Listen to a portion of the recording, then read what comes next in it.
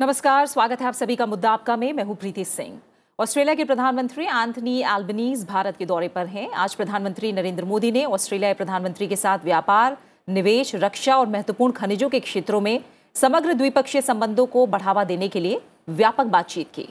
पिछले साल दोनों देशों ने के प्रधानमंत्रियों के स्तर पर वार्षिक समिट करने का निर्णय लिया था, जिसके बाद ऑस्ट्रेलिया के प्रधानमंत्री की इस भारत यात्रा को काफी अहम माना जा रहा है।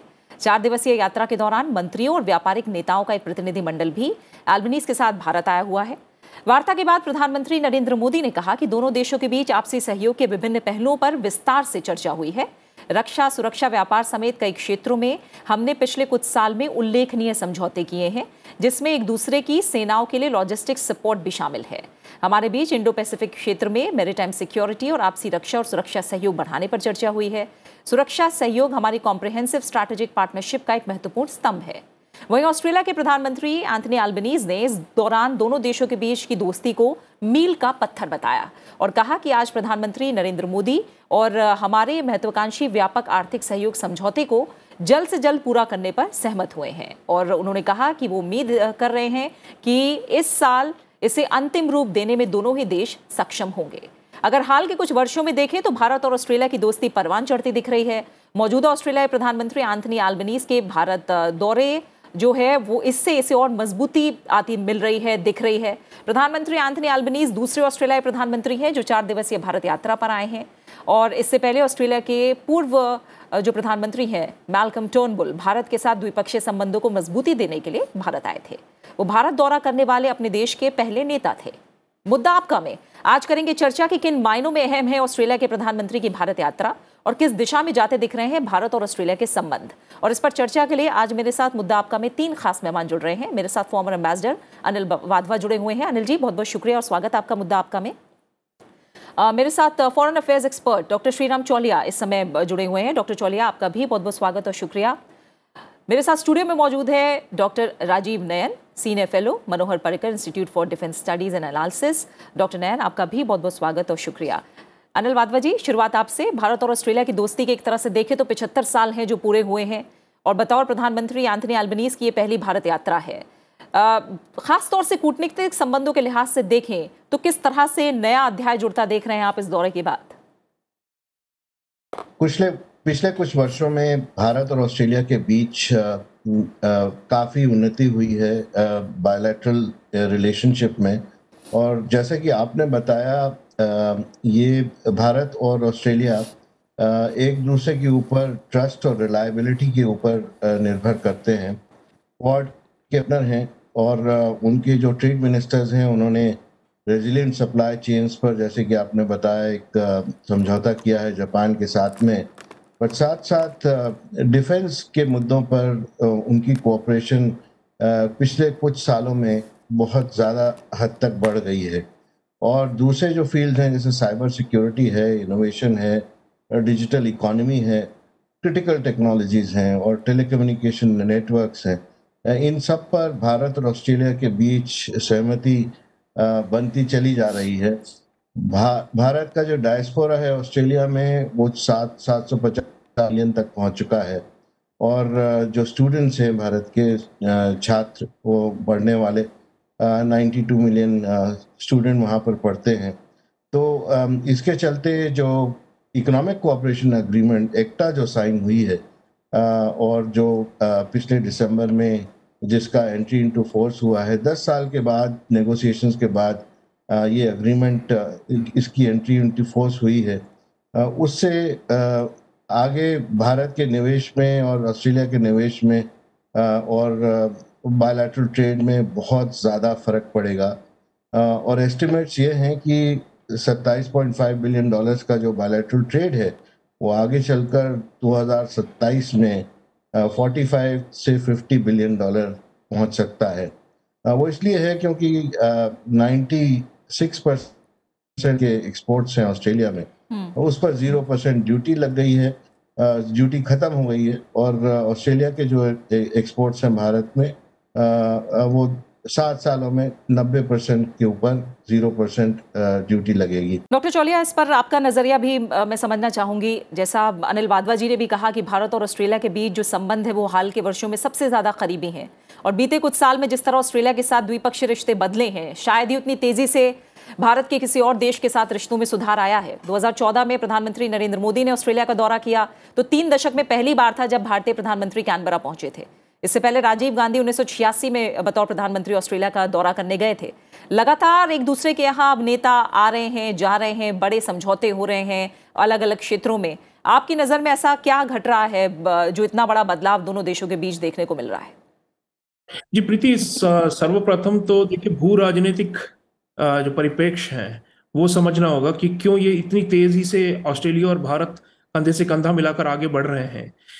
पिछले 5-6 वर्षों में चीन के जो आक्रामक तेवर हैं वो हिंद प्रशांत में ऑस्ट्रेलिया ने बहुत झेला है। ऑस्ट्रेलिया ने चीन का मुकाबला किया, सामना किया कोरोना वायरस के मूल पर, और साथ साथ अमेरिका के साथ भी उसके संबंध पहले से वैसे उनकी मित्र राष्ट्र ऑस्ट्रेलिया और यूएस हुआ करते हैं, लेकिन उन्होंने और मजबूती कर दी है इन्होंने। तो इस कारण एक तरह से ऑस्ट्रेलिया चाह रहा है कि चीन पर अंकुश लाया जाए, वरना उसकी अपनी जो उस क्षेत्र में हिंद प्रशांत में ऑस्ट्रेलिया की जो अपना जो प्रभाव है वो सब चीन आहिस्ता आहिस्ता घटाता जा रहा है और उस पर वर्चस्व पैदा करने की कोशिश कर रहा है। जैसे पैसिफिक आइलैंड्स है, साउथ ईस्ट एशिया, आसियान के देश हैं, वहां पर ऑस्ट्रेलिया का काफी प्रभाव हुआ करता था, लेकिन अभी प्रतिस्पर्धा बहुत तेज हो गई है चीन के साथ। चीन ने ऑस्ट्रेलिया के अंदर की जो आंतरिक राजनीति है उसमें भी बहुत हस्तक्षेप किया है और ये बहुत बड़े राजनीतिक विवाद भी पैदा हुए हैं ऑस्ट्रेलिया के अंदर। तो इस कारण भारत को एक विकल्प के तौर पर देखना स्वाभाविक है। और पुरानी जो आप कह रहे हैं जो पिछले दशकों की, वो जैसे एंशिएंट हिस्ट्री हम कहते हैं ना कि जैसे भूल जाए हम, एक नया अध्याय ही हमने खोल रखा है जिसमें बहुत तेजी से प्रगति हो रही है, क्योंकि चीन की जो मंशा है, चीन के जो आक्रामक रवैया है, उसके मद्देनजर ये सब हो रहा है। ये पहली बात है। दूसरी, जैसे आपने कहा, एम्बेसडर साहब ने भी कहा, व्यापार के क्षेत्र में ऑस्ट्रेलिया डाइवर्सिफिकेशन चाह रहा है। चीन पर बहुत ज्यादा निर्भरता हुआ करती थी उसकी, और अब वो मुश्किल होता जा रहा है क्योंकि भू राजनीतिक जो मतभेद है चीन के साथ वो बढ़ रहे हैं। तो इसीलिए वो देख रही है कि कौन सा ऐसा तेज प्रगति करने वाली अर्थव्यवस्था और कौन सी है एशिया में जो ऑस्ट्रेलिया के खनिज, खासतौर पे क्रिटिकल मिनरल्स जो हम कहते हैं, रेयर अर्थ, ये सब बहुत ही मूल्यवान खनिज ऑस्ट्रेलिया के पास है, वो किसे बेचे हुए। तो भारत को एक बहुत बड़ा बाजार के तौर पर वो देख रहे हैं अब, एक विकल्प के तौर पर। तो ये दोनों मेन चीजें हैं। लेकिन और भी वैसे आप देखे जाए तो एजुकेशन, ये भी एक क्षेत्र है। शिक्षा के क्षेत्र में ऑस्ट्रेलिया की जो यूनिवर्सिटीज हैं वो पहले चीन से बहुत सारे विद्यार्थी आकर वहां पर फीस भरते थे, और ऑस्ट्रेलिया की जो एजुकेशन सिस्टम है उसका पूरा फाइनेंशियल बैकिंग पूरा चीन से आया करता था। लेकिन पैंडेमिक के बाद, कोरोना का महामारी के बाद वो भी बंद हो गया, कम हो गया है, और चीन के साथ तनाव बढ़ रहा है। तो भारतीय विद्यार्थियों के पीछे भी ऑस्ट्रेलिया काफी आशावादी है। तो ये सब अगर आप मिलाकर देखें तो वो विन विन है, दोनों के लिए बहुत ही महत्वपूर्ण है। और ऑस्ट्रेलिया के लिए खासतौर पर भारत का हाथ मिलाना एक तरह से एक संकेत देना है कि हमें कोई पीछे नहीं कर सकता हिंद प्रशांत में। हम मिलकर ही इस पूरे क्षेत्र को एक शेप दे पाएंगे, वरना चीन के हाथों सारा कुछ अगर चला गया तो ऑस्ट्रेलिया एकांतित हो जाएगा। इसलिए मेरे ख्याल से ये बदलाव है, बहुत बड़ा बदलाव। बिल्कुल। और रक्षा और सुरक्षा के सहयोग में जो दोनों के बीच संबंध है उसको डॉक्टर राजीव नयन के नज़रिए से समझते हैं थोड़ा और गहराई से। डॉक्टर नयन, अगर देखें तो दोनों देशों के बीच जो बढ़ता रक्षा सहयोग है उसे आप कैसे देख रहे हैं? इस दौरे के दौरान प्रधानमंत्री एंथनी एल्बनीज ने INS विक्रांत का भी दौरा किया। ऑस्ट्रेलिया के साथ जो त्रिपक्षीय सुरक्षा समझौता है ऑक्स, उसमें भारत पार्टनरशिप के प्रति पॉजिटिव रहा है। दोनों देशों के बीच 2+2 मंत्री स्तरीय बातचीत हुई। रक्षा मंत्री जो हैं वो पिछले साल जून में आए। मतलब एक गर्मजोशी जो मैं कहूँ इस क्षेत्र में या कहें इस मंत्रालय के बीच, वो भी काफ़ी ज़्यादा देखने को मिल रही है। तो डिफेंस कॉर्पोरेशन, जैसे अनिल जी ने भी कहा था कि कई फोल्ड बढ़ा है, इसे आप कैसे देख रहे हैं और भारत के नज़रिए से कितना फायदेमंद? देखिए, आपने बड़ा अच्छा प्रश्न उठाया, और जो अभी सारे वक्ताओं का कहना भी है कि पिछले 15 से 20 वर्षों में एक आमूल परिवर्तन हुआ है और एक सर्वव्यापी और जिसे कहें सर्वस्तरीय एक जो संबंध में प्रगाढ़ता आई है। और यह प्रगाढ़ता जो पिछले कुछ हमारे कटुपन का को एक तरह से समाप्त करते हुए दिख रही है। तो यह बात सुरक्षा के क्षेत्र में भी हम इसे देख रहे हैं कि परिलक्षित हो रही है। और हम पाते हैं कि देखिए अभी तो हो सकता है आपको दिखाने के लिए कुछ एक्सरसाइजेज हैं, तरह तरह के एक्सरसाइजेज हैं, कई देशों के साथ मिलकर बहुपक्षीय जिसे कहते हैं और बहुआयामी आपको युद्धाभ्यास कर रहे हो। लेकिन मैं जो देखता हूँ वह देखता हूँ कि जिस तरह से अभी जैसे बात हुई थी क्रिटिकल टेक्नोलॉजी की, उसी तरह एक इमर्जिंग टेक्नोलॉजीज़ में भी जिस तरह से दोनों देश मिलकर काम कर रहे हैं, क्वाड के अंदर भी कर रहे हैं, G20 के अंदर भी कर रहे हैं और द्विपक्षीय भी कर रहे हैं। और इसके साथ साथ चीन की अभी बात हुई है। चीन अभी पूरे इस भूभाग में प्रशांत महासागर का विशेष करके छोटे छोटे जो द्वीप हैं और जिस तरह से अपनी जिसे फुटप्रिंट जिसे कहते हैं अपने जो कदम बढ़ा रहा है, वहाँ पर दोनों को भले ही बोले कुछ नहीं लेकिन साथ मिलकर कार्य करने की एक समझ तो आ ही गई है और आने वाले समय में यह बहुत ही महत्वपूर्ण होने जा रहा है। दूसरा जो बार बार हमें इसे तो स्पष्ट रूप से ओपनली बोलते हैं वह है किस तरह से हम आतंकवाद को निपटने के लिए हर तरह के आतंकवाद जिसमें कि फंडिंग का टेररिस्ट को फंडिंग नहीं मिले, उन्हें धन नहीं मिले, इससे कार्य करने के साथ साथ वो जिस तरह से नेटवर्क स्थापित किए हुए हैं और रैंसमवेयर से लेके अभी बात हुई थी किस तरह साइबर सिक्योरिटी में भी वो दखलंदाजी कर रहे हैं, वहाँ भी हम घुस रहे हैं। साथ साथ वहाँ हम दोनों साथ मिलकर कार्य करने का काफ़ी हद तक और बात कर रहे हैं। शिक्षा की बात हुई थी, शिक्षा के क्षेत्र को भी इससे जोड़ा जा रहा है। एक बार ही जिसे कहते हैं इंटीग्रेटेड समेकित एक प्रयास चल रहा है दोनों देशों के बीच में कि देखिए केवल इस आपको नज़र नहीं आएगा कहाँ क्या हो रहा है, लेकिन एक जब आप इमर्जिंग जिसे टेक्नोलॉजी कहते हैं जिसे कि अभी परिभाषित नहीं की गई है, लेकिन समय समय पर जैसे कभी 5G की बात कही जाती है, कभी और सारे टेक्नोलॉजीज़ का नाम लिया जाता है, तो इन सारे क्षेत्रों पर दोनों देश और दोनों देशों के जो यूनिवर्सिटी से लेकर टेक्नोलॉजिकल इंस्टीट्यूशंस मिल रहे हैं, डिफरेंट तरह के डायलॉग्स हो रहे हैं, वर्किंग ग्रुप्स बने हैं और आने वाले समय में आप देखेंगे कि कितना आगे बढ़कर कार्य कर रहे हैं। अभी बताया गया कि चीन ने ऑस्ट्रेलिया के अंदर भी हस्तक्षेप किया, खास करके राजनीतिक तो ठीक है, कई राजनीतिज्ञों को उन्होंने भ्रष्टाचार से अपना प्रभावित करने का कोशिश किया, लेकिन साइबर अटैक काफ़ी जमकर हुआ है, तो वहाँ पर दोनों देश मिलकर कार्य करें।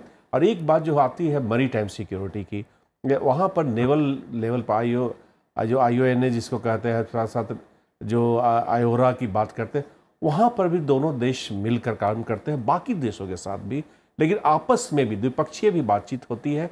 और किस तरह से मैरीटाइम सिक्योरिटी के जो कॉम्प्लिकेटेड बड़ा ही जटिल जो प्रश्न है, उन प्रश्नों को कैसे सुलझाया जाए, इस पर बात हो रही है। साथ साथ जैसा आपने भी बताया कि स्ट्रेटेजिक डायलॉग हमारे मंत्रीय स्तर पर हो रही है, तो मंत्रीय स्तर पर भी लगातार बातचीत चल रही है।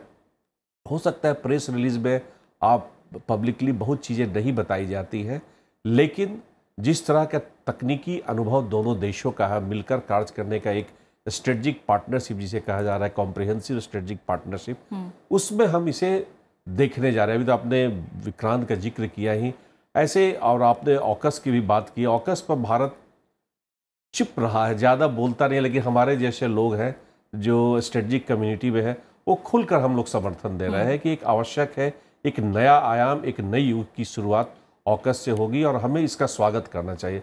सरकार भले ही न हो, धीरे धीरे हो सकता है एक कंजोर्टियम की तरह हम कई सारे नए टेक्नोलॉजीज का हम साथ में विकसित करने के लिए सोचे, विशेष करके जब अभी इंडो पैसिफिक क्षेत्र में जब अंडर वाटर जो व्हीकल्स का निर्माण चीन जिस तरह से कर रहा है, तो वहाँ पर भी हम साथ मिलकर काम कर सकते हैं। साथ साथ कई तरह की मॉनिटरिंग भी की जा सकती है चीन के जो सबमरीन्स की वहाँ पर हो रही है। बिल्कुल बिल्कुल। और थोड़ा सा अनिल जी, क्योंकि व्यापार और निवेश जो है वो एक बहुत बड़ा सहयोग का क्षेत्र होता है और इससे ही कहीं ना कहीं और क्षेत्र भी हैं जो डायरेक्टली इनडायरेक्टली जुड़ते चले जाते हैं। शुरू में आपने व्यापार को लेकर थोड़ा बहुत जिक्र किया था, मैं चाहूँगी थोड़ा और समझाइए, क्योंकि चीन के साथ ऑस्ट्रेलिया जो अपना व्यापार घटा रहा है, ऐसे में जाहिर तौर पर ऑस्ट्रेलिया को भी नए साझेदार की तलाश है।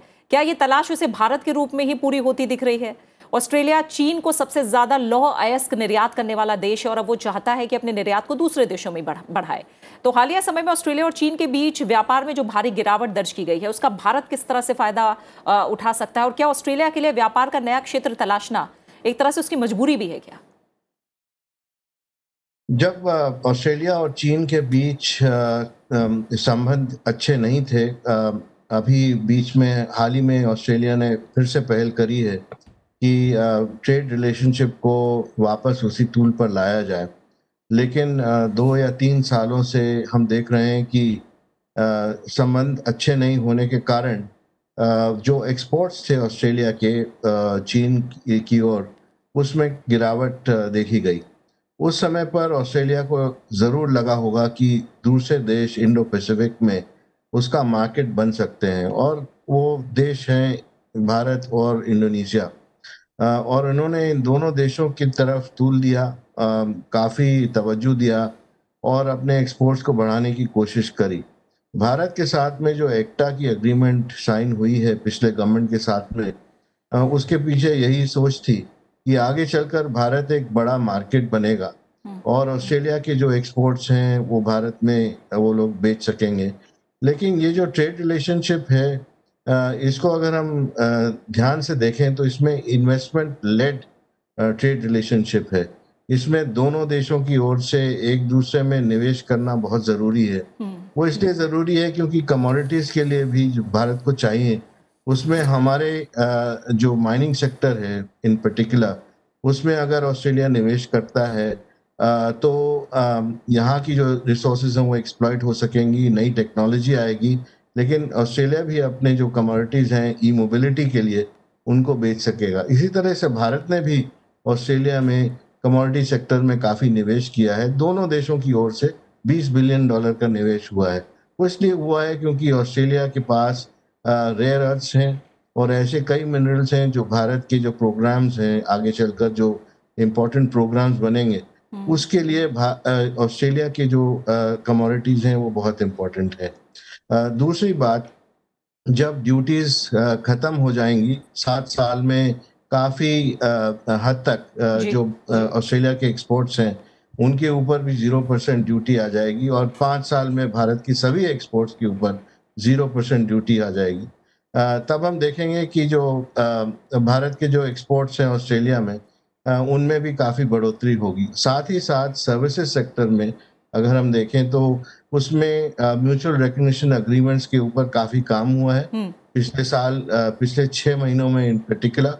और हमने अभी अभी देखा कि इस विजिट के पहले एजुकेशन सेक्टर में एक MOU साइन हुआ था जो म्यूचुअल रिकग्निशन थी डिग्रीज के ऊपर। उससे भारत के जो स्टूडेंट्स हैं उनको काफ़ी सहूलतें मिलेंगी ऑस्ट्रेलिया में काम करने के लिए, और भारत में भी उनकी जो डिग्री है उसका जो मूल्य है वो बढ़ जाएगा। इसी तरह से स्किल्स जो एजुकेशन के साथ लगी हुई हैं, जुड़ी हुई हैं, उसमें ऑस्ट्रेलिया एक बड़ा रोल अदा कर सकता है क्योंकि ऑस्ट्रेलिया में स्किलिंग के ऊपर काफ़ी तवज्जो दिया गया है। तो इस तरह हम देखें तो कॉम्प्रिहेंसिवली ये जो बायलैटरल रिलेशनशिप है ट्रेड और इन्वेस्टमेंट में, आगे चलकर इसमें बहुत सारी बढ़ोतरी आएगी।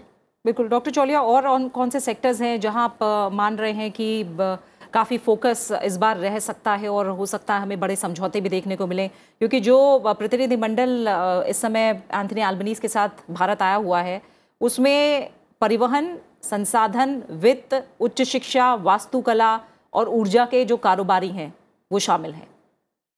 जी हाँ, व्यापक स्तर पर अभी हमारे संबंध बढ़ रहे हैं, तो बहुत सारे सेक्टर्स हैं जिसमें कोऑपरेशन हो सकता है।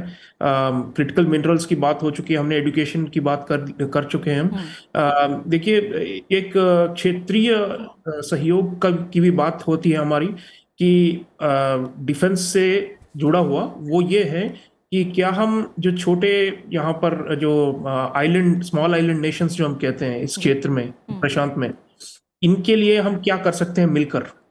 मतलब ऑस्ट्रेलिया भारत एकजुट होकर अपने अन्य साथियों के साथ, क्वाड के साथी हैं, जापान है, अमेरिका है, या द्विपक्षीय स्तर पर भी हम इनके लिए क्या कर सकते हैं। क्लाइमेट चेंज के क्षेत्र में भी ग्रीन हाइड्रोजन इस पर चर्चा हुई है। टास्क फोर्स बनाया गया, प्रधानमंत्री जी ने घोषणा की है। ग्रीन हाइड्रोजन का क्या, अगर हम लोग मिलकर ये बना सकते हैं तो इससे ऊर्जा के क्षेत्र में जो विकासशील देश हैं उनके लिए एक विकल्प बनेगा, क्योंकि अभी चीन ही सबसे ज्यादा ऊर्जा के क्षेत्र में निवेश करता है। इन देशों में निवेश भी नहीं, क्या कहते हैं, कर्ज के जाल में फंसा लेता है और फिर वहां पर ये कोल फायर्ड पावर प्लांट जो कहते हैं, जो कोयले से बहुत ज्यादा प्रदूषित करते हैं, उनका निर्माण कर रहे हैं चीन पूरे क्षेत्र में।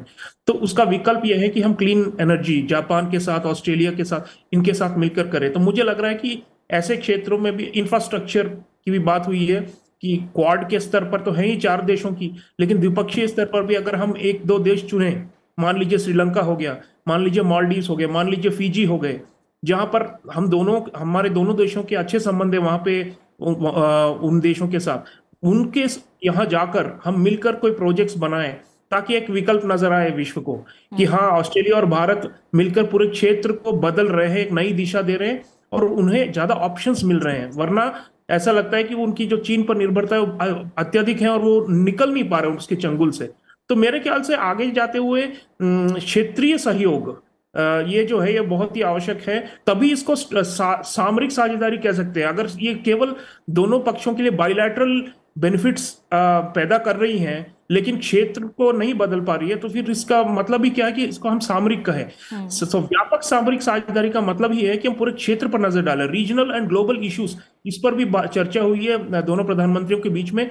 और इस पर हालांकि कोई घोषणा नहीं है, मैं चाहूंगा कि आगे जाकर हम दोनों मिलकर, हमारी सेनाएं, हमारी जो कंपनियां, हमारी सरकारें, हमारी जो दूतावास हैं, ये सब मिलकर तीसरे और चौथे देशों में सहयोग करें और दिखाएं कि हम भी कुछ खड़ा कर सकते हैं, एक पॉजिटिव एजेंडा लेकर। सिर्फ चीन को धकेलना और खदेड़ने की बात नहीं है कि हम एक ऑल्टरनेटिव, एक विकल्प वहां पर खड़ा कर सकते हैं जिससे कि वहां के लोगों को, इस पूरे क्षेत्र के लोगों को फायदा मिले, तभी जाकर हम अपना नेतृत्व का पहचान दे सकते हैं। बिल्कुल। डॉक्टर नयन, जैसे क्वाड का बार बार जिक्र आ रहा है, जाहिर तौर पर जो क्वाड है अपने आप में काफ़ी मजबूती से आगे आता दिखाई दिया है और माना यह जा रहा है कि जापान के जो प्रधानमंत्री हैं, हो सकता है जल्द ही वो भी भारत का दौरा करें। अभी कोई औपचारिक इसकी न पुष्टि है, लेकिन ये माना जा रहा है, ऐसे कयास लग रहे हैं। आप भी समझ रहे हैं कि क्वाड के जो चारों देश हैं उनका आपसी संबंध और उससे अलग हर एक देश के साथ भारत का द्विपक्षीय संबंधों को मजबूत करते रहना ये समय ज़रूरी है। निश्चित ही देखिए, चारों देशों के बीच में एक बड़ी परिपक्वता आ गई है और अगर आप देखेंगे ज्वाइंट स्टेटमेंट, द्विपक्षीय ज्वाइंट स्टेटमेंट हो या हो सकता है क्वाड का ज्वाइंट स्टेटमेंट हो, आपको एक्साइट नहीं ज़्यादा करे, बहुत ज़्यादा उत्तेजित नहीं करता हो। यह उत्तेजित इसलिए नहीं करता है कि जब संबंध में गहरापन आता है तो आप सुपरफिशियल 1-2 जो नए नए विषय आते हैं उन्हें लोग नहीं ध्यान देता है, बल्कि जो चुने हुए विषयों हैं उसमें गहराई से जाते हैं और उनको काफ़ी फैलाते हैं, बहुस्तरीय करते हैं। जैसे अभी हमने थोड़ी देर पहले बात की थी, लैब्स से लेकर आप हर जगह उनके बात करते हैं, पीपल टू पीपल कांटेक्ट हो रहे हैं। और सप्लाई चेन का भी बात हुई थी थोड़ी देर पहले, वो काफ़ी महत्वपूर्ण होते जा रही है और अभी हम थोड़े थोड़े भूलते जा रहे हैं, और वह है हेल्थ सेक्टर। हेल्थ सेक्टर में जिस तरह से चारों देशों ने मिलकर निवेश किया था, न केवल वैक्सीन के डोजेस को दिया, वरन चारों देशों ने मिलकर उसमें जो उसके अनुसंधान में भी जो खर्च किया, उससे पूरी दुनिया को उन्होंने फायदा, केवल क्षेत्रीय ही नहीं, पूरे विश्व को उसने, मानवता को उसने फायदा पहुंचाया है। एक बहुत ही महत्वपूर्ण सवाल उठता है। दूसरा, जैसे अभी ऊर्जा की बात की, साथ साथ एक तकनीकी में आर्टिफिशियल इंटेलिजेंस, एक जो पैसिफिक आइलैंड की बात की, उसके लिए भी हम सारे देश मिलकर, चाहे बहुपक्षीय चाहे द्विपक्षीय, हम मिलकर काम करें कि आर्टिफिशियल इंटेलिजेंस का जो अलायंस ऑफ आर्टिफिशियल इंटेलिजेंस प्रधानमंत्री ने भारत को उसमें लाया। बहुत लोगों को उस समय तकलीफ हुई थी कि क्यों पाश्चात्य देशों के साथ इतना जमकर हम कार्य कर रहे हैं, लेकिन आज देखिए उसका परिणाम निकलना शुरू हुआ है और हम पा रहे हैं कि हम आर्टिफिशियल इंटेलिजेंस, जो ठीक है यह भी एक ऐसा शब्द है जिसे कि आप डेफिनेशन डिबेट कर सकते हैं, लेकिन एक हायर स्टेज ऑफ ऑटोमेशन जो काफ़ी जो उच्च स्तरीय तकनीकी की सुविधा आप बाकी देशों को भी दे रहे हैं। हम एक जनरली दुनिया कहती है हम एक सॉफ्टवेयर पावर के रूप में, तो हम उस ताकत के माध्यम से इन छोटे समूहों का, आइलैंड जिसे कहते हैं ना, उन्हें भी हम फायदा पहुंचा रहे हैं। हेल्थ सेक्टर में हम काफ़ी आगे बढ़कर इन लोगों के साथ काम कर रहे हैं। उसमें हमें जापान से भी मदद मिल रही है और बाकी देशों से मदद मिल रही है। उच्च तकनीकी, अब हमारी शिक्षा का स्तर कहीं और ज़्यादा अच्छा होने का उम्मीद है। कई फेलोशिप्स जो हम लोग क्वाड फेलोशिप जैसा अभी की भी बात हो रही है, और लोग जाएंगे एक दूसरे देशों में तो वहाँ से सीख कर आएंगे। और जापान में अगर आप जाएंगे तो कभी कभी आपको भ्रम सा हो जाएगा कि यह शीशे का घर है या स्टील का घर है। स्टील के घर से आपको शीशे के घर का तरह का आभास नज़र आएगा। तो हम इस तरह से आगे बढ़ते चले जाएंगे और आगे साथ मिलकर हम, हो सकता है चीन को जरूरी नहीं, हमने कभी नहीं कहा कि क्वाड की आवश्यकता चीन के लिए हुई है। चीन को एक संदेश है कि देखिए लोग देश आ सकते हैं, लेकिन इसका बहुआयामी, इसको कहते हैं बहुपक्षीय इसके फायदे हैं। और इससे न केवल इस क्षेत्र को बल्कि बाकी देशों को भी इससे फायदे हो सकते हैं। और एक हम जबरदस्त संदेश क्वाड के मामले से, चतुर्पक्षीय जिसे कह सकते हैं, उसके माध्यम से दुनिया को दे सकते हैं कि एक कंस्ट्रक्टिव, एक पॉजिटिव और एक फार लॉन्ग टर्म जिसे कहते हैं विजनरी एक जो इनिशिएटिव से क्या क्या परिणाम हो सकते हैं। और यह सारे देश साबित कर रहे हैं। संबंधों का सुधार तो खैर होता ही है, ये तो बात नहीं। और इसी के साथ जो समय है कार्यक्रम का वो यहीं पूरा हो गया है। डॉक्टर नयन आपका, अनिल वाधवा जी आपका, डॉक्टर चौलिया, आप तीनों मेहमानों का बहुत बहुत शुक्रिया मेरे साथ मुद्दा आपका में और इस विषय पर चर्चा करने के लिए। तो जैसा आप लोगों ने कहा भी कि इन रिश्तों में बहुत उत्तेजना ना दिखाई देती हो, लेकिन गहराई उतनी ज़्यादा समय के साथ दोनों देशों के रिश्तों में बढ़ती जा रही है। और प्रधानमंत्री अल्बनीज़ की यात्रा से जाहिर तौर पर यही उम्मीदें हैं कि इससे व्यापक रणनीतिक साझेदारी को और रफ्तार ज़रूर मिलेगी। इसी के साथ मुद्दा आपका में फ़िलहाल इतना ही। अपना अच्छे से ख्याल रखिए और मुझे दीजिए इजाज़त। नमस्कार।